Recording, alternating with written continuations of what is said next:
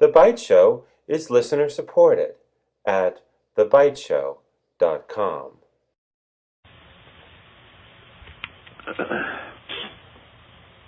Hello, everybody. This is GeorgeAnn Hughes, and this is The Byte Show. And it is December 25th, 2010. And we have Oxford-educated historian and physicist, Dr. Joseph P. Farrell, with us. And Joseph is, as all the listeners know, a brilliant researcher, prolific writer. My goodness, Joseph, the books that you've turned out are just real gifts. Well, thank you, GeorgeAnn. Merry Christmas to you and to thank everybody. I wanted to say a couple things before we get started tonight. I, as you know, had some really bad financial news this month, and I wanted to thank everybody, especially that dear lady, you know who you are, for the donations this month, because they came right kind of on the tail of that bad news, and it was a blessing. Yes, it was. And so I want, especially to those good people that made donations, to thank them, to make sure that they know that I'm truly grateful, and that I hope that they've had a very Merry Christmas, or as the case may be, a belated Happy Hanukkah, I guess. We're a little late for that, but yeah. But no, it was quite a heavy blow that I had, so it helped cushion the blow somewhat. So I wanted to make sure that at the beginning that I thanked everybody for the donations, and also I needed to mention, I know that my publisher put on the back of my books that I'm a physicist, but I have to make it clear to everybody that my academic training does not include physics. I'm academically trained in a field called patristics, which is the study of church fathers and doctrine and so on. It sounds kind of like a narrow degree, but it's actually a degree that you have to know a lot of subjects and a lot of languages and stuff to find your way around in. So it's actually a pretty broad degree. But anyway, just so that people don't get the idea I studied physics. Well, you might as well have. You've put forth some pretty interesting material, Joseph. Well, thank you, GeorgeAnn. Thank you. Anyway. Yes. Well, this is number 3 in the Roswell and the Reich series. Okay. And I want to ask you, what about this shooting war above? Well, that's an interesting thing. I kind of take the view that Richard Hoagland does, and some other people do. He's probably the most well-known, but there are some other people that have also pointed out that there seems to be sort of a shooting war going on in space around planet Earth, but also further out. And some of the clues were, the satellites, the Russian and American satellite that collided last year, or maybe it was earlier this year. It seems like it's already New Year's already. But, if you examine that sort of thing, that's just, the explanation that these two things collided by accident is really sort of silly. Yeah. Because neither of those two countries, by any stretch of the imagination, are going to put their satellites into orbits where they're going to collide with someone else's satellite. The Russians, just as we do, have an entire division of their space program dedicated to doing nothing but tracking stuff in Earth orbit, to make sure that shooting wars don't get started accidentally and to know where everything is. So the idea that two satellites were put into orbits where they would deliberately collide is nonsense. So in other words, for them to have collided, someone had to move them there. Now, that was either done by somebody in our government ordering satellites into positions where they're going to collide with somebody else's, or someone else had a technology sophisticated enough to shove them out of their orbits without either Russia or the United States having control over them. And that's really what I think in my gut happened. There are other things that have indicated that something is going on up there. The famous NASA L-Cross satellite that they crashed into the moon. Well, I kind of take the view, again, that Richard Hoagland has, that this was something that was perhaps, and I don't think he would disagree with my perhaps there, that may have perhaps deliberately have been targeting something on the moon. Yes. And I've spoken to the meaning of the potential symbolic meaning of L cross. What do you get when you cross 4 L's? Well, you get a swastika. Yes. And there are other things. The comet that exploded, that it was either last year or the year before, but there was that comet that just literally exploded, mushroomed way out of proportion to its size within an hour and was no more. Well, there are only two ways really to explain that. Either it collided into something, which is possible but unlikely, because if that were the case, you would have seen a rather different signature, I think, on what actually happened. But the other explanation for it is that someone deliberately blew it up, sent a message, looky, what we can do. Yeah. There have been pictures in previous years that various people have pointed out. Some have pointed out things that are close to the sun that appear to be comets, but they're not comets. No one knows what they are, but things of that nature. So there's a whole lot of things going on over our heads right now as we speak, and I take the view that there is some sort of covert shooting war going on over our heads, and that part of it may be involving, we've spoken previously about the Haiti earthquake and the Chile earthquake, that may somehow also be a part of all of this. So that's basically what I think is going on. Wow. Yeah, wow. Oh, makes us feel really warm and fuzzy. And yes, on Christmas Day, yes. Oh, dear. Yeah. Well, Joseph, what are Foo Fighters? What are they? Okay, that is a really interesting question, and the short answer is nobody knows, least of all me. But the long answer is fascinating because we've said many times the devil's in the details here, and this is really one of those cases. Foo Fighters were the name that American pilots gave to essentially what we would nowadays call UFOs that were spotted by them during World War II over the European theater. And these things were basically described as nothing but glowing balls of light, different colors like green or orange or sometimes blue or red, that would accompany Allied fighters.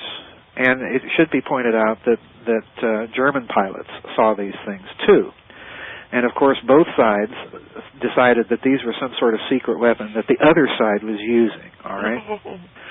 And there was an article that appeared in the New York Times toward the end of the war, I believe it was in 1944, that said that these things may be some sort of Nazi secret weapon. Because on the Allied side, these balls of light would appear in the formations of aircraft that were flying over Europe and accompany these craft, oftentimes very close to the craft, all right? Yeah. And occasionally, American or British pilots would shoot at these things. They'd dart away, and so on and so forth. Now, the reason that this is significant. And I should point out, these things were seen in the Pacific theater as well by both American and Japanese pilots. Oh, my. Yeah, so in other words, this was pretty much a global phenomenon during the Second World War. Huh.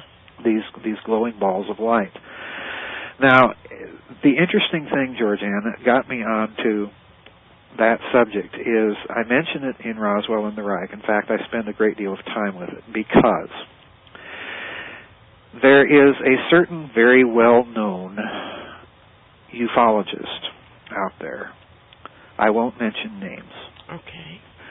But he is prominent enough that were I to mention his name, people would immediately recognize it in connection with UFOs, and more particularly in connection with Roswell, because he was one of the principal researchers that was involved in uncovering the story of Roswell. He was kind of a behind-the-background researcher for Charles Berlitz and William Moore when they published their book, The Roswell Incident. And then he's gone on to publish his own books on the subject as well. But in one of his own books on the Roswell subject, he makes what, in my opinion, I can only regard as a pretense of examining the possible Nazi angle as an explanation for the Roswell incident, all right? Okay. And in reference to this, he cites the case of Foo Fighters in World War II. And he says, he and his co-author say, that this couldn't possibly be a Nazi secret weapon because in every instance, the Foo Fighters appeared to be perfectly harmless to Allied aircraft, all right? Yeah. Now, this statement is a patent absurdity because you cannot discount there are reports that Allied fighters, I mentioned a couple of British reports, pilots flying for the Royal Air Force over Europe, that reported at nighttime when they were flying over France or Germany, they would see these balls of light flying up toward them from the ground, all right? And they would match their airplane's movements and so on and then fly away. In two other instances that I cite in Roswell and the Reich, there are clear cases of malfunctioning engines in the Allied aircraft when these balls of light, whatever they were, get too close to the aircraft. It had some sort of field effect, possibly, or perhaps even gave off a chemical mixture. The Germans were exploring both of these options to short circuit or cause Allied engines to simply die in flight. And in one case, a very, very famous case, the American 8th Air Force decided that it was going to take out the German ball bearing factory at Schweinfurt in Germany. And of course that led to one of the great aerial battles of the war between the 8th Air Force and the Luftwaffe. And in the book Roswell and the Reich, I mention a detailed report of American pilots that returned from that truly bloody mission.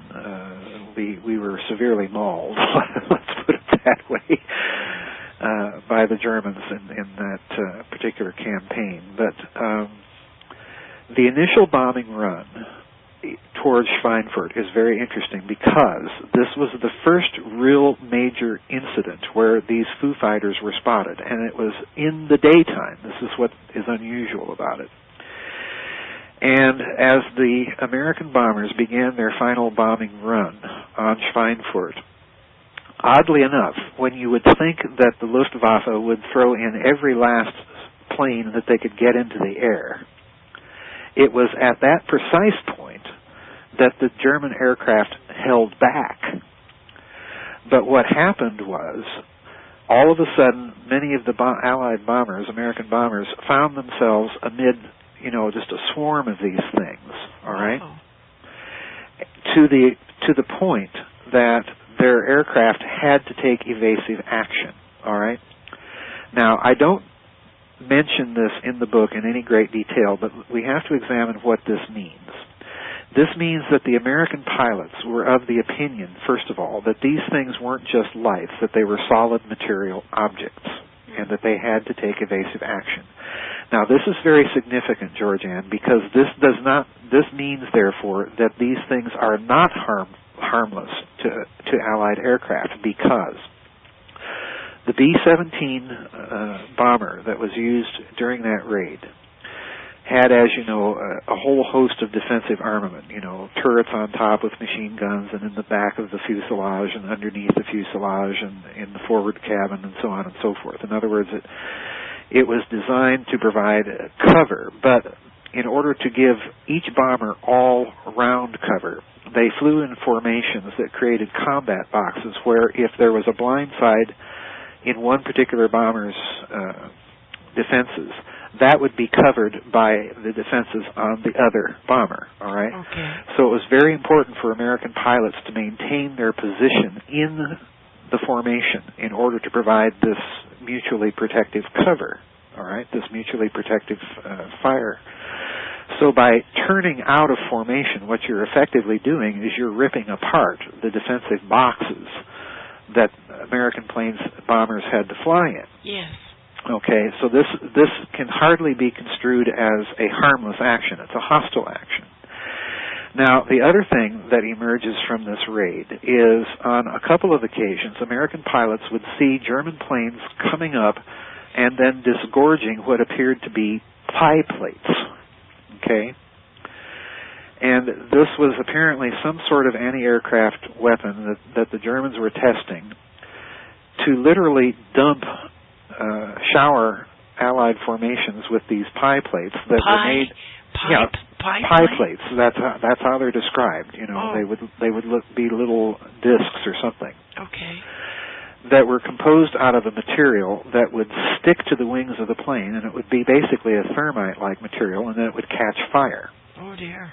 Yeah, and there were reports of a couple of American aircraft getting hit by these things, and of course, that turns the whole wing of the plane, which carries the fuel, into an inferno, and down the bomber goes. Yeah. So in other words, these things are hardly harmless, and there is enough in the reporting of American and British pilots to suggest that if all of the Foo Fighters that were seen in World War II over Europe were not German, at least some of them were. And there's one final point that should be mentioned in this regard, because, that particular ufologist's comment that these things were perfectly harmless and therefore not a German secret weapon. Well, the other thing that he doesn't get into is the fact that the Foo Fighters first start appearing in the European theater of operations, and precisely when Allied pilots are flying over Germany or Holland or Austria. In other words, they're flying over parts of the Reich itself. Yeah. So in other words, you put all this together and you have to come to the conclusion that at least some of these reports, not all of them, but at least some of them, represented some sort of German secret weapon research. We don't know exactly what. Now, I didn't mention this in Roswell and the Reich, but it is worth noting that there was an Italian author by the name of Renato Vesco back in the 60s that wrote a book called Intercept But Don't Shoot, all right? And it was a book examining UFOs. And basically the book is about nothing but the very exotic sort of secret weapons that the Nazis were researching during World War II. And he does report in there, I've never been able to find any corroboration of his assertion, but it is worth mentioning that he claims that at least some of these Foo Fighters did represent an actual remote-controlled vehicle that the Germans had come up with that was designed to spit out a gas by maneuvering close enough to Allied planes and then spitting out a chemical mixture that would just basically make the ignitions on the engines fail. So there has always been this rumor, but there has never been enough of a document trail to pursue it any further than that. It is worth mentioning in that regard, though, that shortly after the Nazi scientists arrived in this country at Wright-Patterson Air Base, that the American Air Force began to undertake some very interesting research into drone aircraft for anti-aircraft purposes. So my guess is that there is something to what this Italian author stated, and that much of that technology was either surrendered by the Nazis toward the end of the war, or that we simply captured a bunch of it and have kept it secret since then, and tried to develop some of the stuff that they were working on. So that's the Foo Fighters story. That's a great question, because it doesn't get enough play. But I do want to make it very clear that the idea that they were completely and perfectly harmless to Allied fighters during World War II is utter nonsense, because there are cases of some of these things actually bringing down aircraft. My goodness. Yeah. What was their purpose? Well, I think the Germans, if we go with the idea that they were working on some of these things, it was from the German standpoint a logical thing for them to do, because the Germans were simply outnumbered by the Allies and could not hope to keep pace production-wise with both the United States and the British and the Soviet Union. You've got all three countries raining bombs down on Germany. Was there any talk of the Foo Fighters interfering with Russians? That is a good question, and to my knowledge, no one has ever really researched that. And there's no literature whatsoever on any of the Russian front activity of these things, which I find very interesting. But of course, you see, the problem there is that the Eastern Front was so deep inside of European Russia for most of the war that the Red Air Force didn't really even begin any sort of strategic bombing of Nazi Germany until about 1944. So the planes flying over Germany up until that time are basically nothing but American and British. The Russians don't get within range of being able to bomb Germany until fairly late in the war. But, once they did so. But I'm not aware of any activity against the Red Air Force on the part of these Foo Fighters. That doesn't mean there wasn't any. It just means the Russians aren't talking. Yeah. Well, I just thought it kind of odd, because I've never heard of any comments about that. Right. Well, again, to me, I think that you can explain that again by the fact that some of these things have to represent German secret weapons of some sort. We just don't know what they are, because again, the documentation for it was probably, in my opinion, captured by the Americans or given to us by the Nazis towards the end of the war. So whatever technology those things did represent, it's still very hush-hush. But, from the German point of view, it's logical for them to come up with some sort of exotic technology to bring down Allied aircraft, because quite simply they're outnumbered. Yeah. So they had to come up with some novel way of knocking things out of the sky. And it would have been a logical thing for them to pursue some of that technology. And given the fact that we know that they came up with television-guided missiles and wire-guided missiles and heat-seeking missiles and all these other things that they were working on during World War II, this sort of thing would have been yet another logical sort of thing for them to do. So, yeah, we can be fairly certain that they were trying to come up with every means of anti-aircraft defense that they could think of. Well,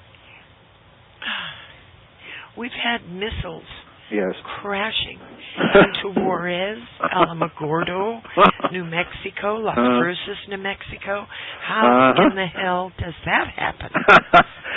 Well, that is a great question. When I was researching Roswell and the Reich, one of the things wanted to do was look at what the Nazi paperclip scientists, in other words, our Nazis, our Nazis, are doing in New Mexico. And, you know, this is one of the most strange episodes. Bizarre is the only word that you can give it. Because the Nazis were in such complete and total control of those early missile tests in New Mexico. It's really astonishing to read how much control they had. And the reason for it is very simple. Because launching those large rockets, there was no American engineer or technician that was familiar enough with the clearing routines to launch a rocket of that size. So in other words, we literally had to be instructed from the bottom up. So those early missile tests right after the end of the war, you know, we captured a bunch of V-2s and parts for V-2s and hauled them to this country and you know, basically built a bunch of V-2s from leftover German parts, all right? Yeah. And again, it's the Germans that are doing this. You know? So anyway, to make a long story short, what happens is in 1945, 46, and 47, as the Germans are beginning these launches and showing us, you know, what you have to do to launch a rocket, they're in control of it. And the fellow that is in overall control of controlling these launches and deciding, you know, where they're going to try and hit is a fellow by the name of Ernst Steinhoff, all right? He's one of von Braun's boys, all right? Now, there's two incidents that to me speak volumes about the independence of these Nazis in this country. The first is, like you say, they launched a V-2. The V-2 veered off course, all right, toward Mexico. Oh, dear. Okay. Yeah. And it lands outside of Ciudad Juarez, which is right across the Rio Grande from El Paso. Yes. It lands outside of Juarez. It makes a big crater. You know, they fortunately took the warhead out. 40 feet deep. Yeah, 40 feet deep. Jeez. You know, they launched this V-2 into Mexico, and here's the real telltale sign to me, GeorgeAnn, because each of these launches was equipped with, you know, an automatic detonation button in case the missile went wrong. In other words, so they could blow the thing up before it came down and hurt somebody, all right? Yeah.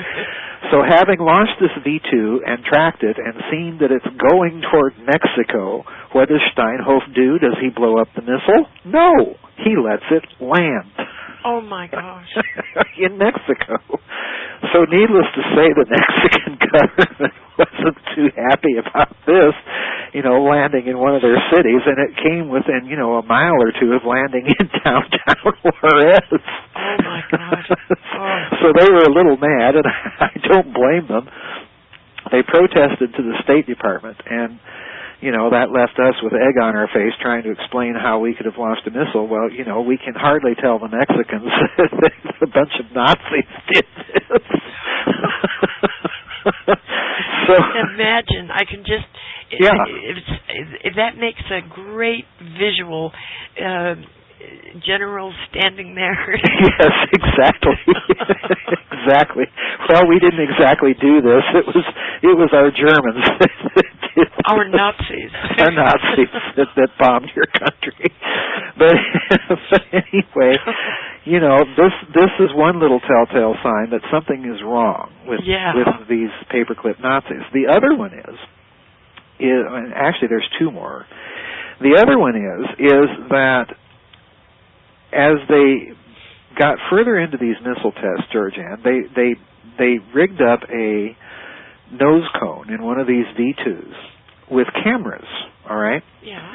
And the idea was they're going to fire this thing off up into the lower reaches of outer space and then let the nose cone fall back to Earth and take pictures, okay? Oh, dear. Okay.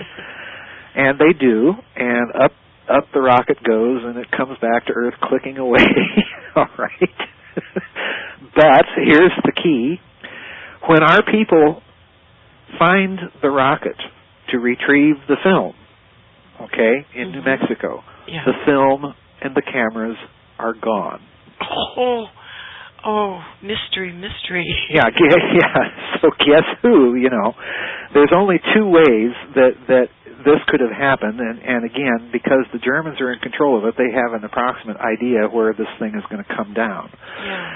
So my guess is that they had some of their post-war friends Oh dear. picking up the camera and the film, and basically they're taking film and clicking away pictures of some of our top secret installations. Oh my gosh. What a way to treat your host country. You spy on them using their own rockets to do it. Is this the one that came down in Alamogordo or Las Cruces? I think this was the one that came down near Las Cruces, but I'd have to check my facts on this. But, to me, that it's another telltale sign that these paperclip Nazis are not exactly all together in our camp, all right?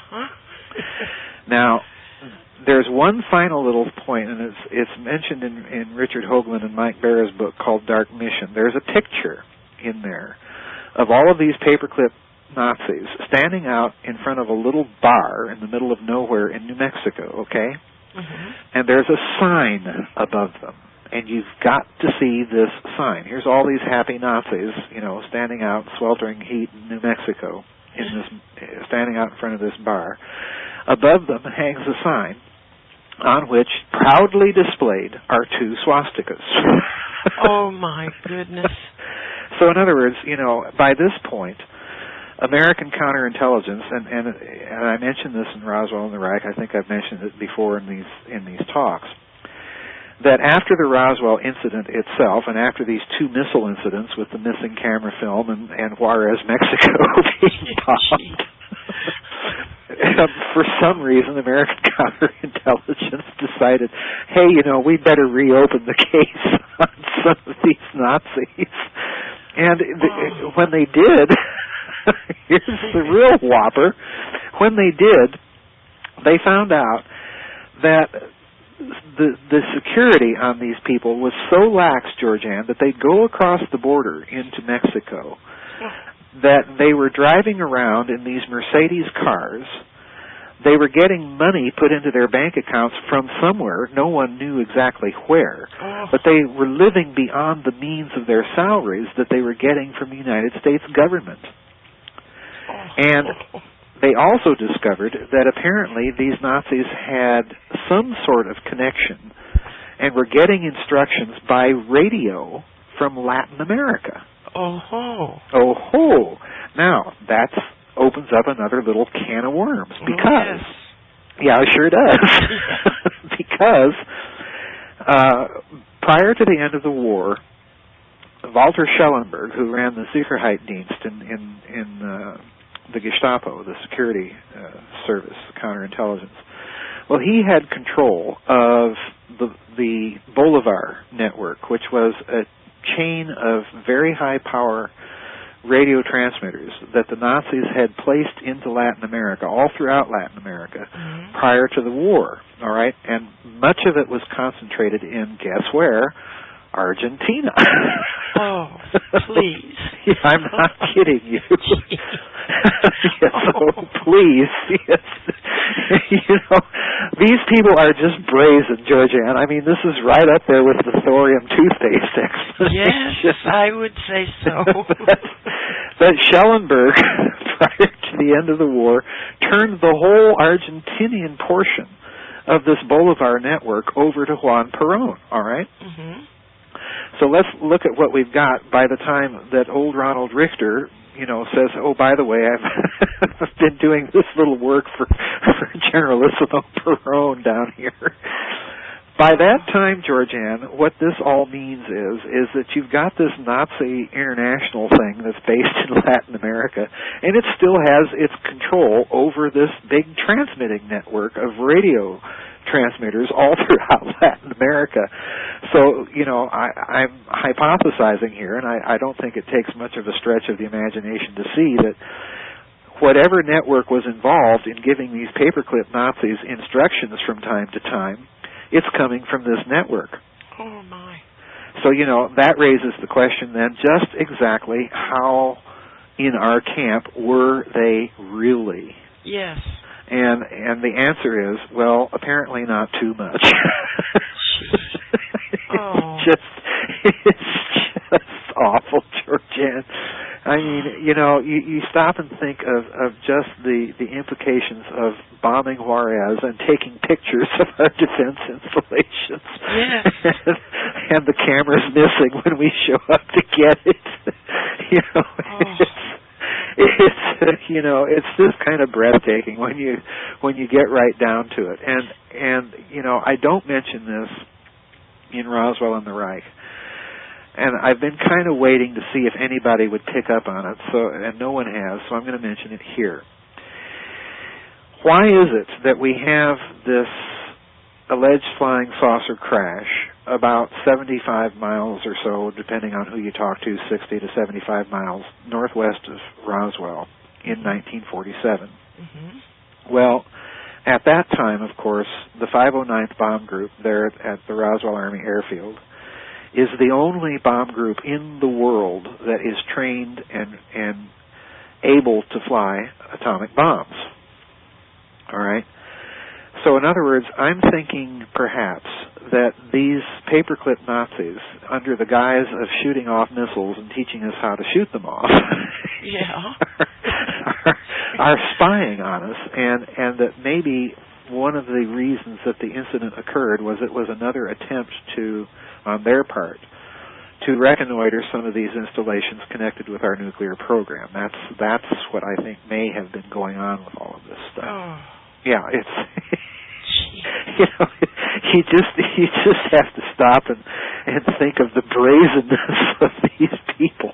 It just gets better and better. better. Yes, with every peeling of the layers of the onion skin. Yes, it just gets, your jaw just drops when you think of the magnitude of what I've been trying to alert people with this Nazi International thing. But the bottom line is that by the time that NASA is actually signed into law by President Eisenhower and the agencies created, guess what has happened? And I mentioned this in Roswell and the Reich. The exact chain of command that existed amongst these Nazi rocket scientists in Nazi Germany has been successfully reduplicated by them inside of NASA. Oh. So that you have the same people doing in NASA exactly the same jobs that they were doing for Hitler. Oh, my goodness. Yeah, oh my goodness is right. Oh. Well, Joseph, it's interesting that the base there in Alamogordo is German. Yeah, exactly. You've got a Luftwaffe base on American soil now. Mm-hmm. Exactly. And it's been there now for quite a while. Well, it's been there since Chancellor Kohl. That's worth mentioning just a little bit about, because shortly after the German reunification, Chancellor Kohl called in the treaty obligations, which, if I recall correctly, don't quote me on this, but if I recall correctly, the treaty between the United States and West Germany granted reciprocity. In other words, they could insist on basing a certain amount of troops here in return for us basing a certain amount of troops there. All right. Yeah. So I believe it was Chancellor Kohl, shortly before he left office in his last term, that called in that treaty provision and said, I want to put Luftwaffe squadrons in the United States. Oh, and GeorgeAnn, I heard this on the radio at the time, and I didn't believe it. Oh. I didn't believe it until I was still living in Tulsa at the time, and I went into town, into the Walmart, which is right there on North Memorial Drive, which is just south of Tulsa International Airport, okay? Mm-hmm. And I come out of Walmart as the sun is setting, and I hear two military jets flying in. You can always tell a military jet from a civilian jet. Yes. And I hear these two military jets flying in, so I look up like everybody else in the parking lot carrying my packages and everything. And what are flying into Tulsa International Airport but 2 German Tornado fighters, iron crosses boldly emblazoned on there. Oh my gosh. And I think everybody's jaw in that parking lot that was looking at those 2 things was on the floor. We were just all staring up at these 2 German planes flying into Tulsa International Airport, and I just stood there with chills running up and down my spine. Oh, I guess. Yeah. Oh my goodness, what a story. Well, it's interested me about the base in Alamogordo too, because of the crash in Roswell, because of the Nazi thing. It's close to Juarez, to Mexico. Yes. Yeah, it's a little too coincidental. Yes. There's something fishy here. Now, the public story is that the Luftwaffe is training with the American Air Force in desert combat and all that sort of stuff. Well, it would not have taken the Germans to base planes here. I mean, they had very good relations with Saddam Hussein. They could have easily done that there in Iraq, for that sort of thing, and it would have been closer to home. Why over here, and why at that particular air base? And the other thing that people don't realize is that the German portion of that base is considered sovereign German territory. Yes. And they have their own schools there because they don't like American schools. They don't think they're very good. And I don't blame them. Well, I don't blame them there either. That's one thing I have to agree with them. But on every other count, why in the name of sense do they have to have a Luftwaffe base in this country, and particularly in that state? Yes. In that place. It's as you say, it's very, very strange. It's very interesting, that's for sure. Mm-hmm. What, Joseph, I think Bill Cooper, I watched a video that he made years and years ago, and he talked about craft flying out of the ocean. Yes. What do we know about those things? Well, we don't know a great deal. I don't talk about that in Roswell and the Reich, other than to mention one case where there was a report during World War II in the Pacific Theater where a fellow by the name of Leonard Stringfield, who subsequently became a very famous UFO investigator, reported seeing one of these things pop up out of the ocean. And there are all sorts of reports of that nature coming from around Puerto Rico. Yes. We don't know what these things are. I doubt very, very much that they are any sort of development of Nazi technology. I do doubt that. But if we assume for a moment that they are a technology, that there's a physics behind it, well, one and the same physics that would allow you to do, to basically offset any drag effects of the atmosphere would do the same thing in water. So in other words, you could have a technology that can zip along underwater at tremendous, tremendous speeds. Yes. My goodness. Yeah. Something there is very, very fishy, and to be very blunt and honest, the oceans are still the final frontier on the surface of the planet. Our ability to explore the deep ocean is virtually nil. We don't really know or have any idea what might be down there. We can take sonar imaging and so on and so forth, but in terms of actually seeing anything, that's another matter. So who knows? We might have, and we've discussed this in the Cosmic War series, your idea that these little gray robot things that so many people think are extraterrestrials, well, they're much more adapted to living underground than anywhere else. Yeah. So, we might be dealing with subterrestrials and perhaps even suboceanic subterrestrials. Who knows? Well, it's a fascinating thing. Yeah. Oh, my gosh. Yeah. What about this Flatwoods, West Virginia case, where the witnesses said they saw entities in the craft. Well, I mentioned that, I think, at some point in the book. The reason I mention it is that there is an author out there by the name of Frank Feschino that wrote a wonderful book about the hidden and covert policy of the U.S. Air Force during the early 1950s to intercept these UFOs and attempt to talk them down, okay? And if that doesn't work, shoot them down. Okay? And the Flatwoods case is, if I recall the details of it correctly, is one of these cases where you had a UFO allegedly land and then disgorge passengers that were seen, all right?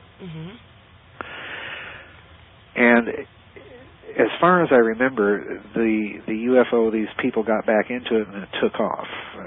That basically is as much as I remember. Now, to me, this is suspicious activity number one, because it's not the behavior of someone that does not wish to be seen. It's rather the behavior of someone that wants to be seen. To be seen, yes. Yeah, and that's what I find so suspicious about so many of these UFO reports. I'm not doubting their existence. I'm doubting the explanation that so many people give to them, because it's clearly a case where much of this is designed for us to see, and for, I take the view of Dr. Jacques Vallée, who studied the phenomenon at some length, and came to the conclusion that the behavior of these things is working a very unusual transformation of human consciousness, and that they do want to be seen, but they want to be seen in a particular way, all right? Yeah. Now, what I find peculiar about Feschino's book is, of course, that he advocates that these things, by and large, represent an extraterrestrial technology and therefore an extraterrestrial presence, all right? Yeah. This is what I find to be problematical with it. The policy to talk or shoot these things down came from the Truman White House, all right? Okay. Now, if we had suspected that these were extraterrestrial in nature, I think it would have been absolute lunacy for President Truman's National Security Advisor, I forget what his name was, but it would have been absolute lunacy for them to consider shooting these things down and potentially starting an interplanetary war with an enemy that we would have, therefore, to assume, if they're genuinely extraterrestrial, to come from at least outside the solar system. Okay? Okay. If this were the case, if they genuinely thought these things were extraterrestrial, the policy makes no sense, because it would have meant risking an interplanetary war, which we would have been bound to lose. Oh, dear. You see, that's why the policy makes no sense. And it makes no sense on the second count, because if we are attempting to talk them down, what makes them conclude? What was the reasoning behind that decision? Clearly, if this were the case, in my opinion, it would mean that they had some evidence or some idea that these things were not extraterrestrial. Yeah. But that they represented a technology that was entirely terrestrial, and that therefore they could attempt to talk them down for violations of American airspace, and if that didn't work, then shoot them down. Well, to talk them down because of violation of American airspace, whomever that you would be talking to would have to understand. Yes. And if they have the ability to flit around the way they do, to hell with American airspace. I mean, well, exactly. That's ludicrous. Well, exactly. This, both the shoot down order and the talking down policy, these two things suggest to me very strongly, they argue to my mind very strongly, that already in the early 1950s, Truman left office in early 1953. So we're talking 1950 to 51 to 52. All right. Okay. If the Truman White House has this policy put into place, this means that they had to have enough evidence to suggest to them that these things represented a terrestrial technology, that they're not risking an interplanetary war by attempting to shoot them down. Yeah. And it also means that they have perceived that the actions of these things, by violating American airspace, are hostile. Yes. So that leaves, to my mind, only two places at that point that you can point to a possible technological development of that nature. Number one is the Soviet Union, because, of course, they've got their Nazis too. Yes. All right? And the other, of course, is this extraterritorial Nazi state, this Nazi international. Yeah. Now, in that respect, I think it is possible that they may have come to that conclusion, because if I'm right in my reading of the Roswell incident, that this was a crash of something Nazi that occurred there, then yes, they've already got the evidence in their hands that some Nazis are still out there, they're still doing this stuff, and they're flying around our airspace. And that's why we invent the extraterrestrial explanation, to cover it all up, because having Nazis out there doing this, that, number one, is politically explosive. Yeah. It's supposed to be 2 years after you defeated the people, and they're still there, and they're flying their stuff around our airspace. And number two, it would be technologically necessary for you to suppress it, because that means they've got stuff that we can't touch. Yes. So I think, you put that into context with this shoot-down order, and then you remember one final thing that I mentioned in the previous session, and that is that in September of 1947, you had an intelligence collection memorandum prepared by Major General Charles Shulgin, who was in charge of the U.S. Air Force intelligence at the time, directing his people to look into these UFO things, okay? Mm-hmm. And he says three very interesting things in that memo. The first thing that he says is that the technology that they're looking at, that they think that they're dealing with, looks to be based on the technology of Nazi Germany. Okay? And in the original memorandum, there is no mention whatsoever of extraterrestrials. That only occurs in the faked version of the memorandum that ufologists cite. Oh my goodness. Okay? So in other words, the original version doesn't mention extraterrestrials at all. Now, let's remember that this memorandum comes out in September of 1947. Excuse me. So in other words, it's a mere 2 months after the Roswell incident. So the timing of it is interesting. The second thing that he mentions is that the UFOs that they're dealing with at some times leave a trail, in other words, an exhaust trail, when they're operating, like a jet, like a vapor, like a jet, all right? And the third thing that he mentions is that they sometimes make a roaring sound, all right? So in other words, we're not dealing here with what we think of today, the silent hovering UFO that whishes away in the blink of light, all right? Mm-hmm. And the final thing that I find very interesting in his memo is that he wants to know where the Horten brothers are, okay? The Horten brothers were these German designers that designed these very modern-looking flying wings. In fact, I have a picture of one of their aircraft actually in flight, and it's a very, very modern-looking aircraft even today. And this thing was flying in 1938.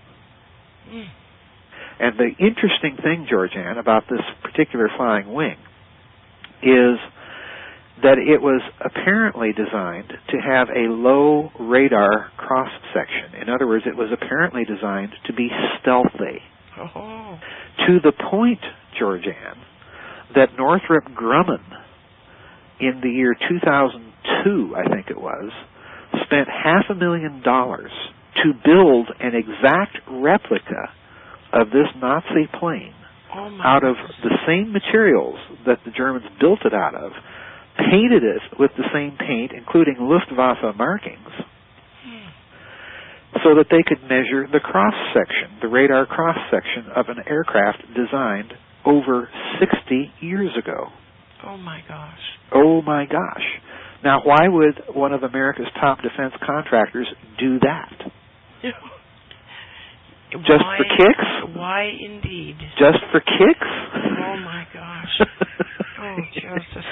Now, the interesting thing, you've got General Shulgin writing this memorandum, GeorgeAnn, and he wants to know, where in the name of sense are the Horton brothers?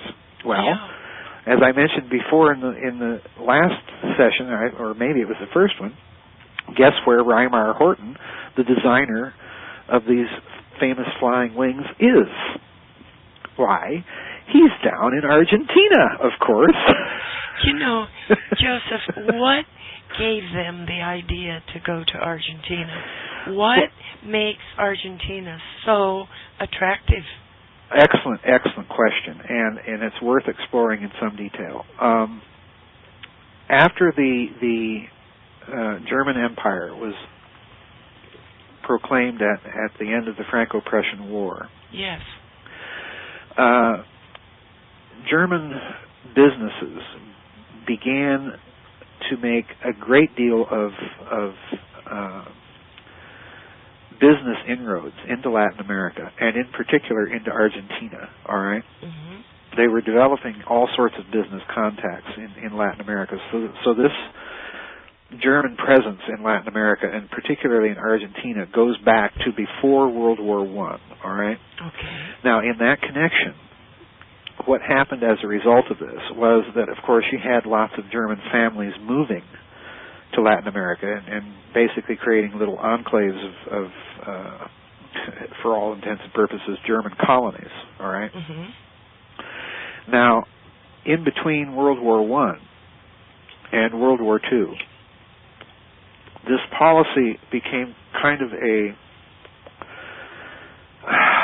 I don't want to call it a covert policy of the German government, but it was certainly a policy that was encouraged for German businesses to expand their business in Latin America. And there is enough enough evidence to suggest that this policy may have emanated from the German General Staff.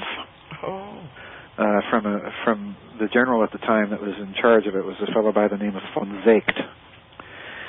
And I think it was done as kind of a long-term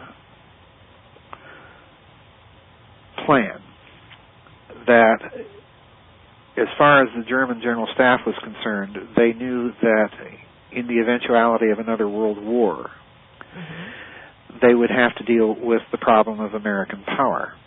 Yes. And the way to do that would be via their springboard of contacts in Latin America. I think this is what's going on here. By the time that the Nazis take power, they cultivated assiduously, every contact that they could in yes. Latin America, and particularly in Argentina. Like I say, the Bolivar transmitter network was based largely in Argentina, although there were transmitters in Paraguay and Bolivia and Chile and Colombia, I believe, and a few in Brazil, mm-hmm. the usual suspects. And this policy was continued. Now, it's worth pointing out that Juan Perón's intelligence minister was a fellow by the name of Richard Freude, all right, mm-hmm. which, of course, is a German name. Yes. And Freude was a scion of a very old German family in Argentina. So, in other words, even Perón's intelligence minister had these German connections. So you had this kind of de facto working arrangement all during the war. With even before Perón became president of Argentina, he was certainly an influential officer within the Argentinian military. And, he was also a Nazi file. So Freude saved Perón's bacon on more than one occasion.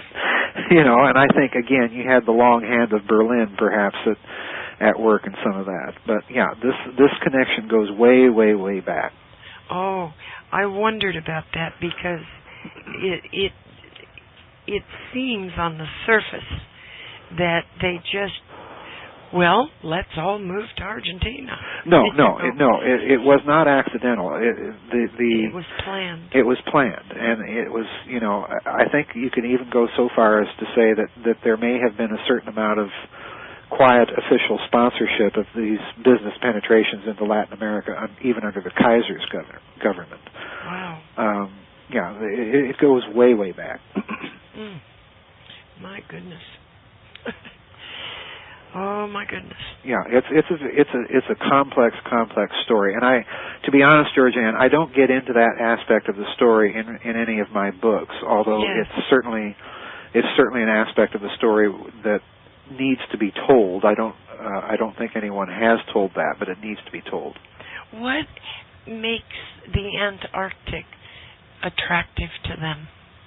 Is it isolation, or based on the Perry Reese's maps? What is it? Boy, you're in top form tonight. you want to get into all the nasty areas. Part of it, as far as the Nazis go, is because of their ideology. We have to go back to the fact that the Nazi Party was midwifed into existence by the Tula-Gesellschaft, which was one of these secret societies that popped up in the Weimar Republic in between World War I and World War II. Yeah. All right? And the first head of the Nazi Party, this is worth pointing out, was a fellow by the name of Anton Drexler. It wasn't Adolf Hitler. It was another fellow entirely. He was a member of this society, all right? So in other words, the influence of this secret society on the philosophy, for want of a better word, of the Nazi Party is deep and profound, all right? As part of the Tula Society's belief, they had three major planks, and please listen carefully, everybody, because this is very important. The first plank was that Atlantis, or some sort of very high ancient civilization, really did exist, all right? Yes. And it disappeared for whatever reason, all right? The second part of it was that the Aryan people, the Teutons, the Swedes, the Germans, the Norwegians, the Danes, basically anybody that claimed Teutonic descent. Yes. They, according to the Tula Society, were descended from people that came to this planet from Hyperborea, in other words, from off-world. Oh. All right? Now, the third thing is, Hyperborea was understood by them to exist at the extreme north, in other words, the North Pole. Mm-hmm. And the final thing is, in some of the thinking of these occult societies inside of Germany and Austria in between the wars, this lost continent disappeared under water, which of course is ice. Yes. And so there's this Atlantean motivation for this German expedition to Antarctica in 1938 and 39. Now, this is where it's going to get a little interesting, okay? Yes. When the Germans decided to mount this expedition, guess who one of the people was that they got as an expert to come and sort of consult for them? Oh. Admiral Richard Byrd. Oh. Now, this is a little aspect of the story most people don't even know. But Admiral Byrd actually traveled from the United States to Germany prior to this expedition and gave the Germans the benefits of his expertise on polar exploration, all right? Yes. Now, that's significant because, of course, it was Admiral Byrd that after the war led that Operation High Jump to Antarctica, all right? Oh, we'll get back to that. Okay. All right. The German expedition is outfitted on a seaplane carrier ship by the name of the Neuschwabenland, all right? Mm-hmm. It is outfitted with 2 seaplane tenders. The best German Arctic explorer was its captain. It carried with the crew a team of scientists, biologists, nutritionists, and so on and so forth, to go to Antarctica.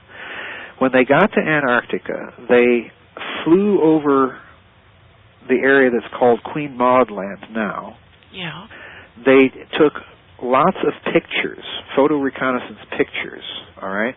And they also had their planes drop little flags with points on the end of them, weighted points, so that they'd stick in the ice and, of course, pepper the whole region with swastikas, plant the flag. And that's what they did, and they claimed the whole region for Germany, all right? Yes. It has always been suggested, I have not found any documentation to support this, all right? Okay. But it has always been suggested that one of the things that the Germans found when they did this photo reconnaissance was inland lakes inside of Antarctica that were fed by geothermal springs. Oh. With little patches of land around these lakes that were actually growing things, all right? Oh.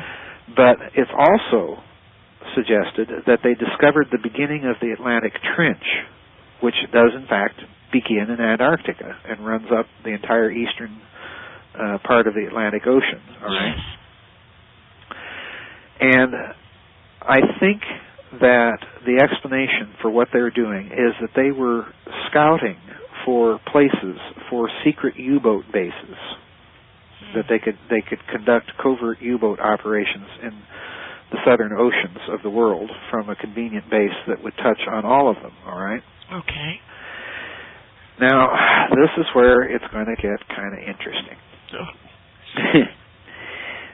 There were 2 sponsors of this Nazi expedition to Antarctica. Guess who they were? One was Reichsmarshal Hermann Goering, head of the Luftwaffe.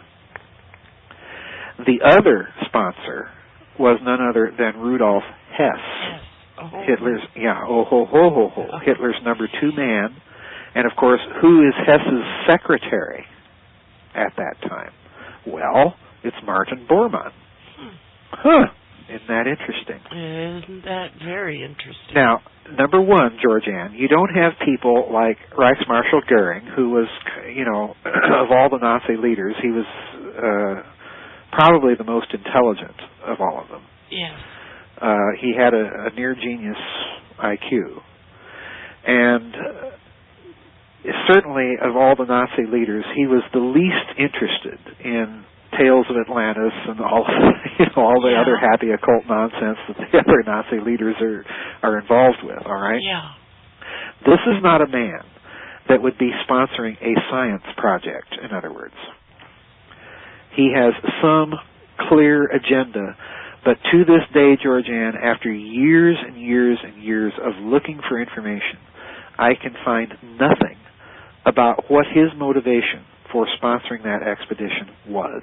Oh, my goodness. Yeah, oh, my goodness. The other part is, of course, Rudolf Hess, because Hess was a deep occultist. Yes. He was not only highly knowledgeable in it, he was a practitioner of it, all right? Yes. Now, this, too, is not a man that's going to be sponsoring an expedition for a science project, all right? Right.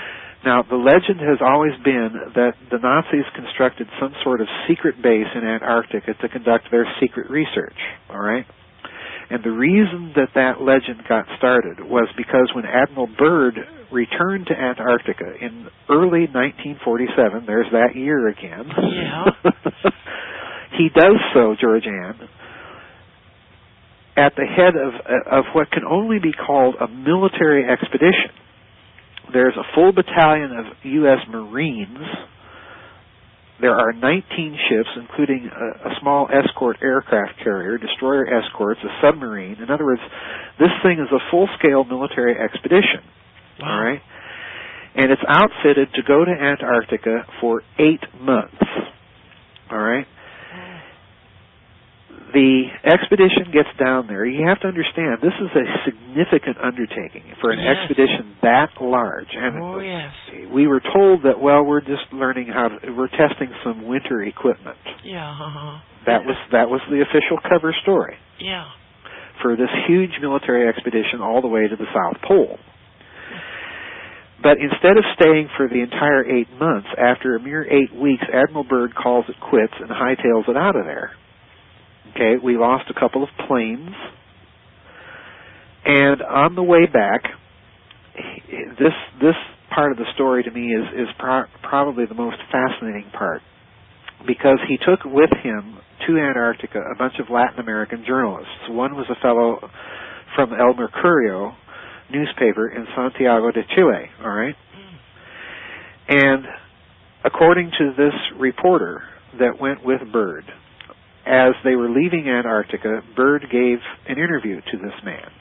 And I reproduced the Spanish version of this article in Reich of the Black Sun, so that you can see that there's an actual newspaper article from Santiago, Chile, where it quotes Admiral Byrd, if you know the Spanish, as saying that the United States must prepare itself to defend itself against enemy fighters, these are his exact words, that can fly from pole to pole at tremendous speed. Oh. Okay? Yeah. Now, there's really only 2 ways to explain, I think, what happened. And the first way to explain it is nutty. And that is the people that claim that Byrd got down there and actually discovered the hollow earth, which, needless to say, I'm not a subscriber to. Yeah. And the other way is that he may have encountered some sort of Nazi last battalion there in Antarctica and been literally chased away. That's the only other explanation. Now, let's go back to General Shulgin. Remember him? Yes. In his intelligence collection memorandum in September of 1947, he directs his field agents to, when they're filling out their UFO reports, to make note, if they can, of any landing gear provisions, such as provisions for landing on water or on ice. Ain't that interesting? Oh, yes. It's very telling to me that this memorandum should come about 7 months after the return of Admiral Byrd and his expedition to this country, and only 2 months after Roswell. And again, there's not one mention at all in the original authentic document of any idea that these are extraterrestrial. Joseph, with Admiral Byrd, I read an account of that adventure, and he said he was taken down into a large cave and had meals with people. He doesn't say they're giants. Right. He just describes a rather congenial situation, and that would fit perfectly with what you're saying. Well, this is an interesting thing. There is a version, allegedly, of his alleged diaries from that expedition out there on the internet. I believe them to be entirely spurious, because when he got back to the United States, he was debriefed for a very long period of time, and all of his expedition's operational logs are still classified to this day. I'll be darned. Yeah, to this day. And Byrd, as far as I know, Admiral Byrd, from his return from Antarctica, never ever spoke a public word about it again. Now, I doubt very much the reports of him meeting anybody and having dinner with them. But if the reports are true that the Nazi expedition prior to the war found a bunch of thermal lakes, it is also possible that they may have discovered caves in the ice along the coast and so on and so forth that they may have been able to convert into some sort of, U-boat. Habitat. Yeah, habitat or U-boat, permanent base of some sort. I don't think that they had any research facilities there like some people have argued, simply for the reason that if you look at the physics that I've been talking about with their Bell device, it would have required such enormous electrical power. Yes. They literally would have had to build a power plant there, and that would have been, for the German Navy operating under the limitations it operated under during World War II, that would have been it would have been impossible for the British, let alone the Germans, to do something like that. Yeah. They may have been able to come up with some sort of geothermal power station, but it would not have met their research requirements, is what I'm trying to say. Yes. But I do think it's possible that they had some sort of base there, and that there were post-war activities. And the reason I say that is that there's another aspect of this story that I have not written about at all in any of my books, but it's there if you dig and scrape long enough in certain places. And that is that in the territory around Tierra del Fuego, at the very southernmost tip of Argentina, the Argentinian and Chilean navies, up until the early 1960s, had a covert running war going on with submarines. And it's unlikely, given the nature of what was going on, that these were Russian. And the reason I say that is that Admiral Canaris, who headed up German counterintelligence during World War II, was during World War I stationed on the German flotilla that actually sailed from the Far East around the Cape there and into the southern Atlantic. And their express purpose of doing this was to scout out bases, places where they could hide U-boats. Oh. And the Nazis made use of some of these findings from World War I during World War II. So there was all sorts of Nazi activity with U-boats down in that area of the Atlantic, especially toward the end of the war. Let's not forget that 3 U-boats surrendered to Argentina fully 3 months after the end of the war in Europe. Oh. So what were they doing? Yeah. Just sailing around and going fishing? No. No, exactly. Well, now with satellites and things that we have, and there's research stations down there, right? Would there still be Nazi activity down there? Sure there could be. Sure. It wouldn't take much to camouflage something like that. But you raise a good point in that I think what happens after Richter's project is shut down in the 1950s is that the Nazis had to have moved it somewhere else, probably somewhere else in Latin America, although there is a possibility that it was moved to Africa. But I think if we go back to the question you asked the last time, what would they have today? Well, it is possible. I allow it as a possibility that they may have concluded that with their own friends up in the United States, soon to launch satellites into space, that eventually those would be the perfect vehicles to do spying. Yeah. As eventually we did. Yes. And, the Germans aren't stupid. They would have come to that conclusion, just the same as we did very early on after the end of the war, that eventually, we can put satellites up into orbit and spy on people. Yeah.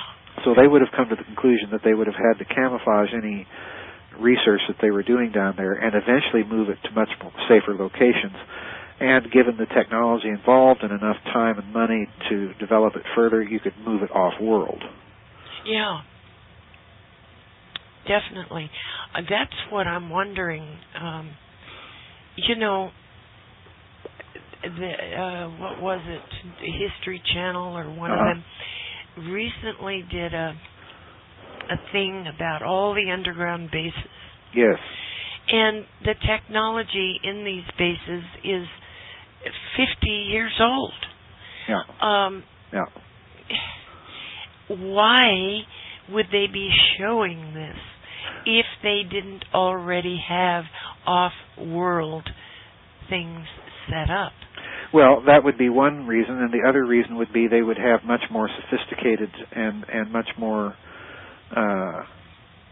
deeply penetrating technologies to build underground things today. And in fact, you can go to any number of books. Richard Sauter has written a few books on underground bases and pointed out some of the very sophisticated boring machines that they have now that actually use a hot plasma to literally melt their way through rock, and as that rock cools, you get a very nicely, perfectly smooth bored hole that has a glazed finish that's very, very hard and tough. So you've got a perfect hardening at the same time of an installation. So you could conceivably bore very, very deep into the earth with some of these machines. And again, the United States has pioneered some of that technology. So have the Japanese, incidentally. Yes. And of course, our good friends over in Germany as well. Yes, well, of course. have done some of the same things. So, there's two explanations for why they'd be showing what they're showing on TV. And number one is, it would go off-world.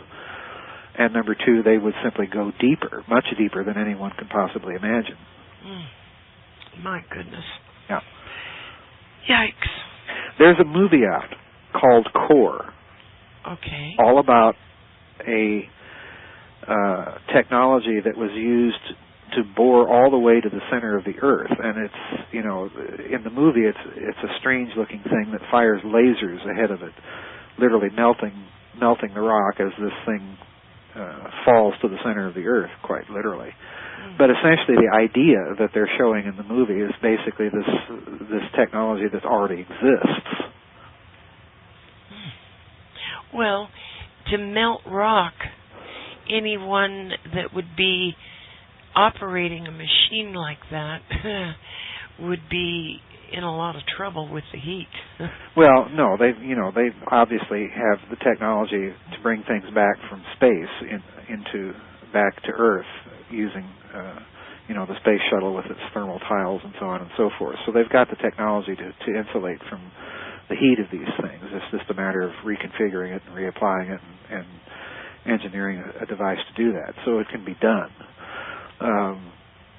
So that's that would be the way I look at it. If they're showing these things on television now, it's likely that one of two things has happened with these research facilities. They've either moved them off-world or they've moved them much deeper than anybody can possibly imagine.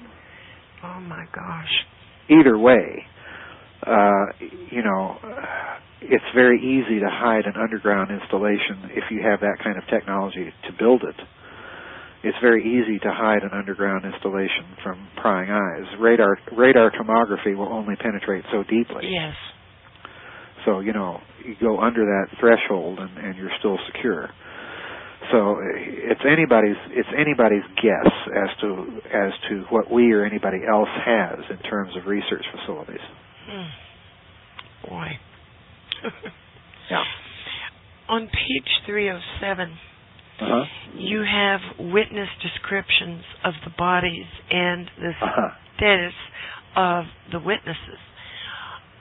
Were bodies ever viewed? That is probably the most disturbing aspect, GeorgeAnn, of the whole Roswell story. Okay. Because most of the witnesses that have described seeing bodies are secondhand. In other words, they're relaying stories that someone else told them, and of course the someone else is now dead. Yes. So in other words, as far as I know, every story that you have of bodies is coming from dead man's secondhand testimony, which of course in a court of law would just be laughed right out of the court. Yeah. All right? Now, you can't do that in this kind of research for the simple reason that these people have nothing to gain by telling a story like that. Yes. All right? In 2 of the cases, the secondhand testimony describes physiological features that could not be human or anything humanoid. One of the fellows is a fellow by the name of Glenn Dennis, who says that a nurse described to him, who had seen the bodies, well, we'll get into that, but she described to him, he says, fingers with suction cups on the end of them. Yeah. Okay, clearly not human. The other case is Sergeant Melvin Brown, who again is deceased, so the story is being told by his daughter Beverly, who said that her father described their skin as being orange and beady like a lizard's skin. All right? Yes. Now, in those 2 cases, those are the only 2 cases where we are given physiological descriptions of something clearly not human. But the problem with both of those stories is that in the second case, Beverly has changed her story on no less than 3 occasions. Oh, dear. So in other words, it's not reliable. Yes. In Glenn Dennis's case, he originally withheld the name of the nurse that he said described all these things to him, and then when he finally did reveal the name, no Roswell researcher was able to tie that name to any nurse tied with the staff of the Roswell Air Force Base at the time. Mm-hmm. So even amongst the Roswell research community that favors the extraterrestrial hypothesis, his testimony is no longer considered valid. Oh. All right? So now we're left with all the other people that say they found bodies. All right? Mm-hmm. In every case that we have left, we are dealing once again, GeorgeAnn, with dead man secondhand testimony. And now you're framing this all with Roswell. Yes. Yes. Yes. Right. Not any other UFO. This is just the Roswell incident itself. All right. And most of these stories are told by people since Charles Berlitz and William Moore's book first came out. So beginning roughly 1979 forward. It is not and has never been a part of the story as originally told in 1947. Yes. This is crucial. This emerges very, very late in the story. So in other words, you have to be suspicious on that basis alone. But let's look at the bodies that they describe. In every instance, GeorgeAnn, they describe human-like bodies. Mm-hmm. They're short. They have disproportionately large heads, no hair, and a bunch of other things, but there's nothing, and in some cases, in many cases, they will even describe the bodies as looking like children between 10 and 12 years old. Yes. All right? Yes. If you examine the list of physiological features that they are describing, these remaining witnesses, in no case do you have a physiological description that compels to the conclusion that if there were bodies, that what they're seeing are extraterrestrial. In fact, some of the descriptions sound very, very close to progeria victims. Yeah, all right? What the Japanese were working on. Yes, what the Japanese were working on, and that was pointed out by Nick Redfern in his book that I review in Roswell and the Reich. But he tells the full story in his book, a book called Body Snatchers in the Desert. Yes. Now, it's his take in that book that the Roswell incident represented the crash of a project that was being conducted by the American military with some of the Japanese doctors that were heading this progeria research project in Imperial Japan, and some Nazi paperclip scientists that were testing and continuing to develop some of the Horton brothers flying wing concepts, all right? Mm-hmm. Now, that is and I want to stress this very carefully, Redfern's take on it is equally as plausible as my own, because if it does represent a project being conducted by the American military, then the political ramifications of what they're doing are enormous enough that they would cover it up. Because what they're doing is testing on human subjects, number one. Yes. And they are testing an advanced technology that they have recovered from their former enemies, number two. So it is equally plausible to think of Roswell in that way.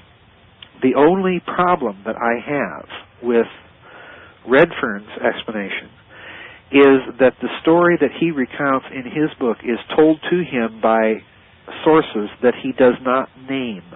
Oh. Okay, number one.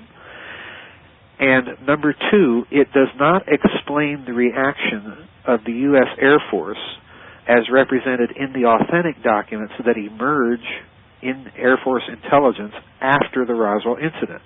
For example, once again, General Shulgin and that intelligence collection memorandum. If he is instructing his agents to find out where in the dickens are the Horton brothers, then it means that the project cannot be American, that what crashed there cannot be American if they're trying to find Nazi scientists and where they are. Yeah. So that's my big problem. It does not, as a hypothesis, explain the wide body of facts related to the Roswell incident. That's my problem with it. So I come to the conclusion that, yes, Redfern is on the right track. There's a Nazi technology aspect to the Roswell incident, but it does not represent an American project. It represents an independent Nazi one, and that's why we panicked. Oh, my goodness. I think, I'm not trying to toot my own horn here, Yeah. GeorgeAnn, but I do think my explanation rationalizes the weird policy decisions that are taken after Roswell, including that talk them down or shoot them down order that is given from the White House to the Air Force in the Truman years. We're not going to be shooting things down if we think they're extraterrestrial. Yeah. We're not going to take a chance on starting an interplanetary war that we can't win. Yeah, that's right. So, there's something else going on to explain that order. And the extraterrestrial hypothesis, I'm sorry, it just makes no sense of these things. Well, I tend to agree with your assessment, Joseph, because of it's just, I can see them manufacturing bodies. Yes. But I don't think that Roswell was one of those incidents. No, I don't either. As I try and carefully point out in the book, the original layer of the story does not have bodies involved at all. Now, it's logical to assume that if something crashed, there would be bodies. Yeah. Certainly. But we don't have any source from close enough to the incident that ever does describe bodies. This is something that emerges almost 30 years after the incident took place. Yeah. So I'm suspicious of it on those grounds alone. And let's look at something else while we're talking about it. Okay. In many of my books, I cite the affidavit of Dr. Carol Rosen, who was the last professional associate of Dr. Werner von Braun, all right, when both of them were at Fairchild Industries. Yes. Dr. Rosen has always insisted that von Braun told her that the game plan was that first the communists were going to be the enemy, Then it would be terrorists. Yeah. Then it would be nations of concern. And then it would be asteroids. And the final enemy against which we were going to have to deploy weapons in space that von Braun allegedly told her were extraterrestrials. And at that point she mentioned that Dr. von Braun actually chuckled and said, imagine that. Against asteroids and extraterrestrials, we are going to have to build weapons in space, all right? Now, I find that very interesting, GeorgeAnn, because... Yes, it is. The order has certainly been consistent so far, you know, of the enemies against which we're going to have to deploy weapons in space. Russians, terrorists, asteroids, and aliens. Yeah. Yeah. But I think that it's very interesting to point out that during the late 1950s, both Dr. von Braun and one of his close associates from Nazi Germany, a fellow that he insisted that we bring over here after the war, was a fellow by the name of Dr. Hermann Oberth, okay? Okay. Now, Dr. Oberth was like Jack Parsons and Robert Goddard and Konstantin Tsiolkovsky. He was one of these early space pioneers. You know, he had worked out the entire game plan in his mind of how mankind was going to get into space, all right? Yeah. Well, Dr. Oberth was also a practicing occultist, all right? And he was also one of the people that was asked, along with Dr. von Braun, in the late 1950s, just where did you Nazis get all of your fantastic technology, all right? Okay. And Dr. Oberth's reply was, we had help. Oh. Okay? We had help. Implying extraterrestrials. Yeah. All right, and of course the extraterrestrial proponents have taken that and run with it ever since. But as you know, in my books, I take a great deal of pain to point out that all of the science and engineering can be rationalized on a purely terrestrial technological basis. All right? Mm-hmm. I think, GeorgeAnn, that if you look at what I've been saying carefully, and I started saying this all the way back in the SS Brotherhood of the Bell, and that's, I think, one of the reasons Richard Hoagland got interested in my work, because I was saying that the beginning of the two-track space program, the public one with rockets for show, and the private secret one with all the advanced stuff, yeah, began in Nazi Germany. And there's a part of the story I'm not even going to tell. I was going to have to wait for the next book I'm writing. Okay? Oh, dear. Yeah. But there is a very, very significant clue that I happen to know that the game plan for using the exotic technology to fake or simulate an extraterrestrial threat may itself have actually been hatched in Nazi Germany.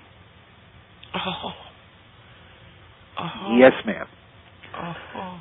I can almost guarantee that this little bit of information that I know, once people find it out, will rock their world. Oh my gosh, Joseph. Yeah. So, in other words, I think you have to take the statements after the war of von Braun and Oberth, particularly, when they make reference to having been helped. Yes. I think you have to take that with a grain of salt, because after all, these are Nazis we're dealing with, and these people are inveterate liars. Oh, yeah. Oh, look at the thorium. Yeah, look at the thorium. just look at the toothpaste explanation. We are making toothpaste whitener. Yeah, we are making toothpaste with... Yeah, I want to brush my teeth with thorium. I don't know about you. They're going to be so white you can't even see them anymore. Oh. Yes, exactly. Oh my goodness. So I think that if we go back to the fact that I've always maintained that the Bell technology had three sources for the reasoning behind what they were doing with it. One source was the physics literature, the other source was the engineering literature, but I've always maintained, if you remember, that the third source was occult. Yeah. So they conceived of it in a certain sense as an occult technology. Oh my goodness. And in their eyes, that means it's a perfect sort of thing to be able to use even before you get it perfected in a very elaborate psychological operation. Well, but again, like I say, I'm withholding my proof of that for for a future book.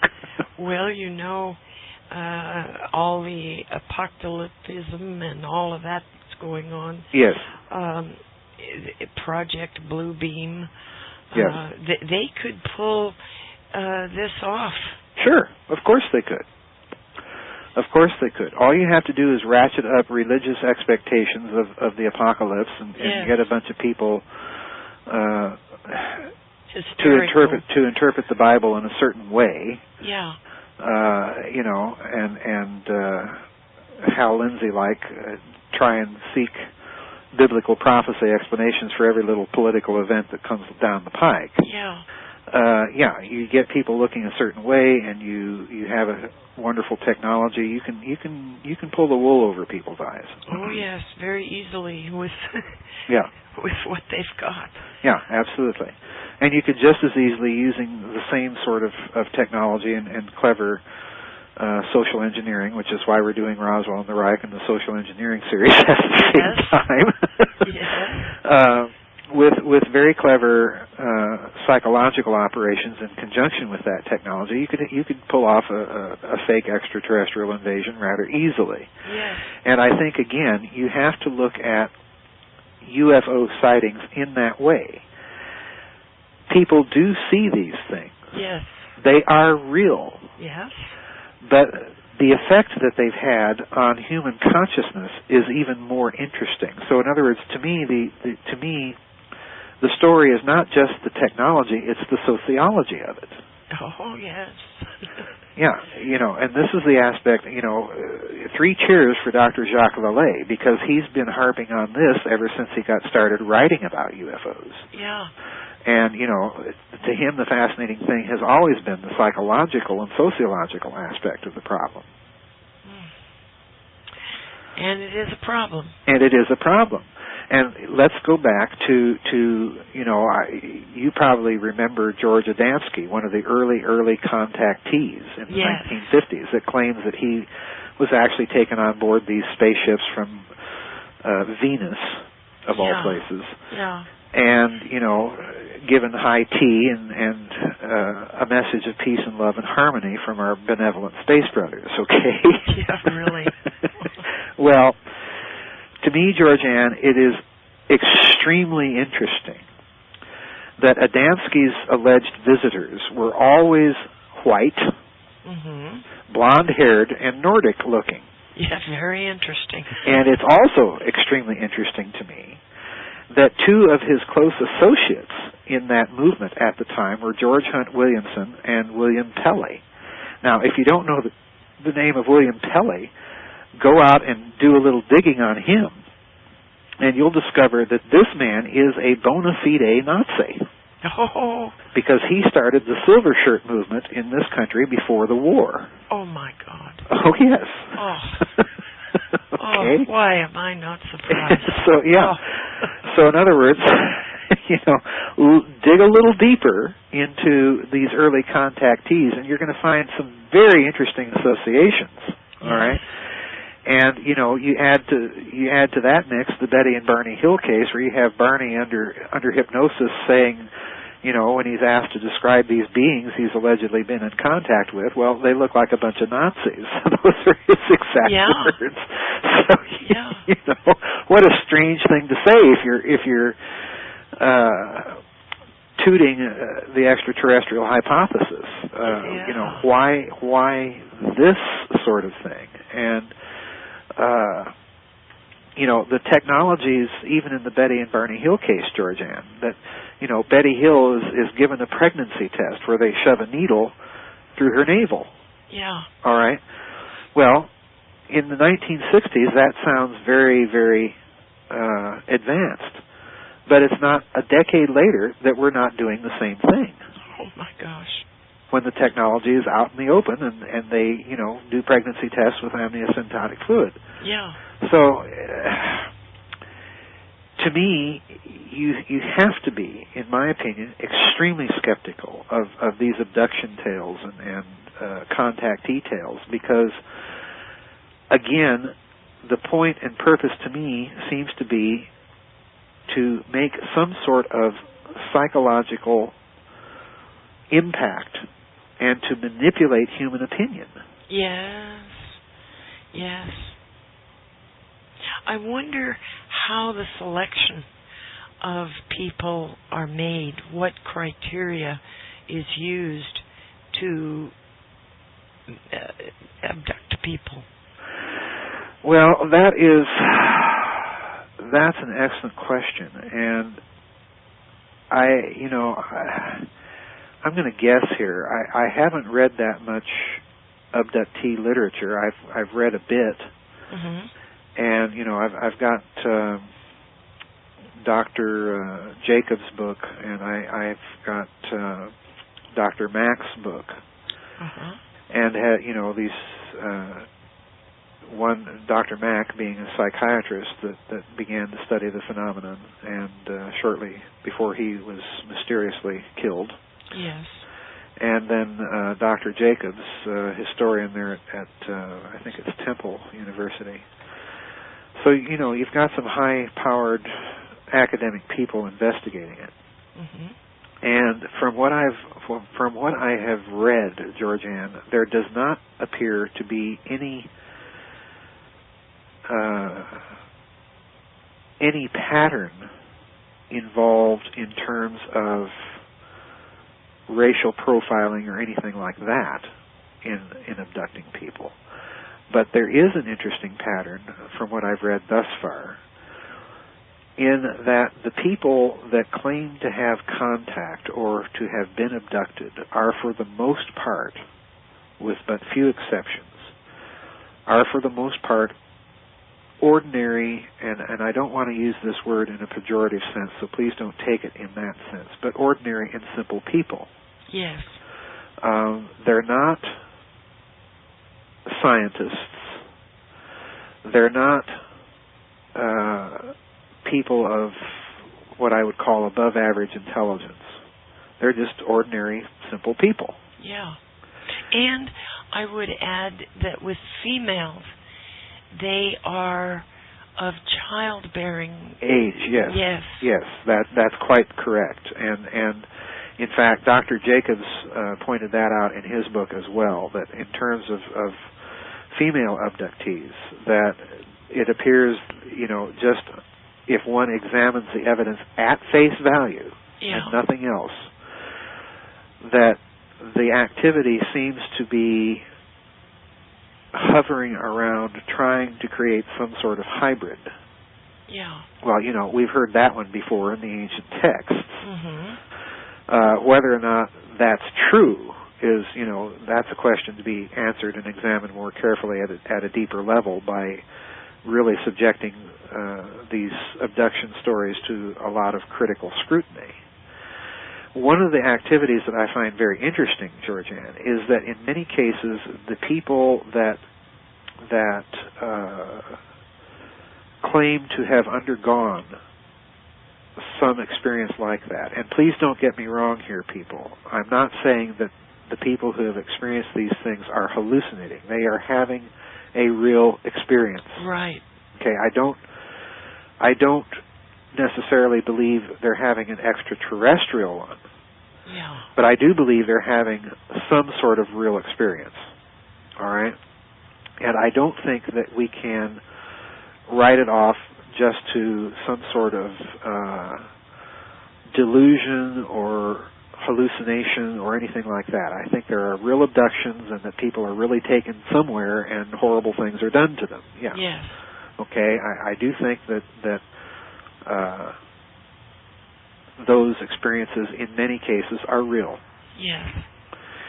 The interpretation of the experience as something extraterrestrial or interdimensional or whatever words the experiencers use to describe it. That, to me, is where it's up for grabs, because it's interesting to me that in many cases you have the people that undergo this are told to join this particular cult or that particular cult that has some sort of UFO connection.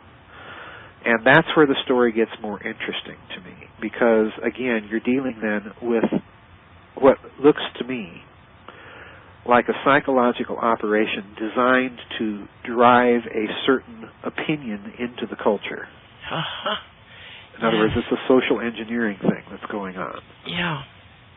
So, yeah, the question is very, very complex, and I'm glad you asked the question, because, just because I don't talk about abduction in Roswell and the Reich or my other books, that doesn't mean I'm not interested in the phenomenon. It's just I don't know what to make of it to write any book about it, but that's my gut-level reaction to it thus far. Well, I think we coincide on that issue. Yeah. My goodness, Joseph, it is a social engineering tool that yes, it is. It is being used, and to my knowledge, abductions have basically stopped. Well, I haven't heard of any. Well, no, I don't think that's so much the case.